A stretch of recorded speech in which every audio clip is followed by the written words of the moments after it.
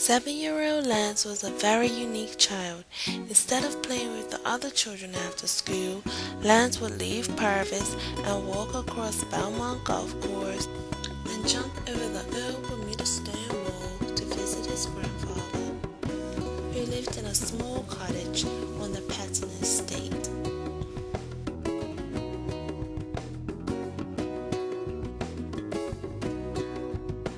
The boy was captivated by his grandfather and did not mind sitting for hours as he told many stories.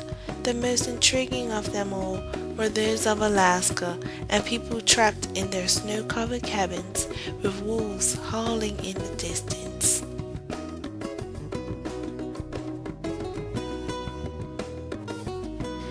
Lance often wondered how this 64-year-old black man could possibly know anything about life in Alaska.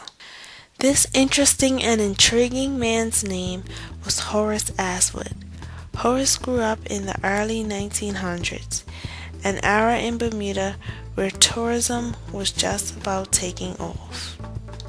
He would have seen liners like the Bermudian come into Hamilton Harbor filled with tourists around 1904. He experienced World War I and the emergence of Bermuda's two militia groups, the Bermuda Volunteer Rifle Corps and the Bermuda Militia Artillery in 1914. But these aren't the stories that he told Lance. Horace was the cartman and groundsman for the Pattons.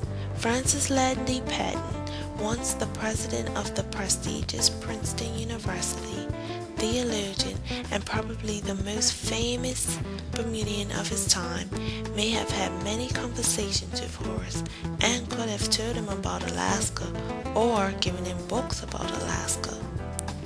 He could have read Jack London's book, Call of the Wild, published in 1903, which describes Alaska very similar to the way he described it to Lance. Horace took his first trip in the 1930s, and where did he go? Well, it wasn't Alaska. Horace took a 2-day journey to New York aboard the Monarch of Bermuda, probably to visit his brothers who were living there.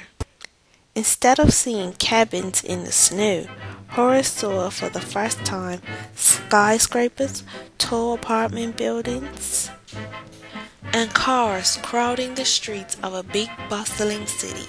He would have also seen the effects of the Great Depression.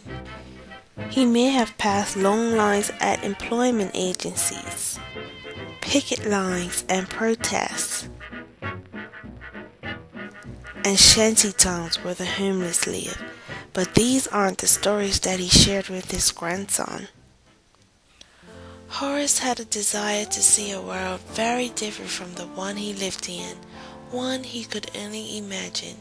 Horace never traveled again because not too long after his trip, he went blind. So Horace passed on his desire to explore the world outside of Bermuda to his grandson. Lance has traveled to all 50 states of America, including Alaska.